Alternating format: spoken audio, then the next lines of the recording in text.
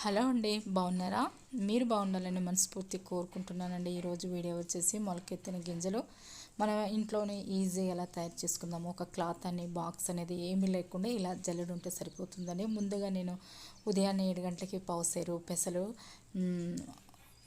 నానబెట్టుకున్నానండి. ఒక గిన్నెలో నీళ్లు పోసి ఉదయం 8 నుంచి సాయంత్రం 8 గంటల వరకు నేను ఇలానే నానబెట్టి చూస్తే బాగా నానిపోయి ఉన్నాయండి. ఇందాక చూపించినట్లుగా ఆ జల్లెడలో నేను ఇదే గిన్నెలో అడుగుని నీళ్ళు పోసి ఆ జల్లెడ పెట్టి పైన ఈ పెసలు పోసి మూతను పెట్టి ఉంచానండి. 11 గంటల దాకా నీళ్ళ చిలకరిస్తూ ఉన్నానండి.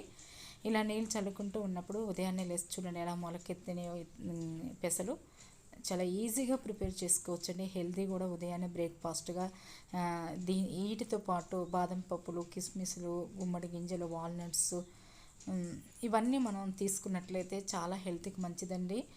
మన హెల్త్ని మనం కాపాడుకోవాలంటే ఇలాంటి బ్రేక్ఫాస్ట్ చేసుకోవాలన్నమాట. ఇలాంటి మొలకెత్తిన గింజలు ఇలా ఈజీగా ప్రిపేర్ చేసుకోవచ్చు. నచ్చితే లైక్ చేయండి.